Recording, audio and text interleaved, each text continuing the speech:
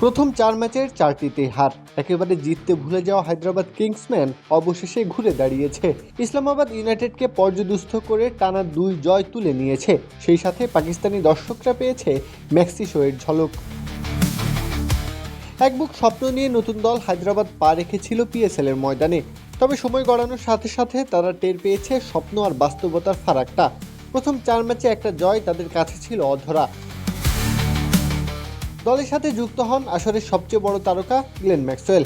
টি-20-র এই ফেরিওয়ালা প্রথম পা রেখেছিলেন এ তল্লাটে। তাতেই যেন বদলে গেল পুরো দৃশ্যপট। সেই ম্যাচেই প্রথম জয়ের দেখা পেল হায়দ্রাবাদ। যদিও ম্যাক্সওয়েল শো দেখা যায়নি সে ম্যাচে, সেদিন 2 রানেই ফিরেছিলেন সাজঘরে।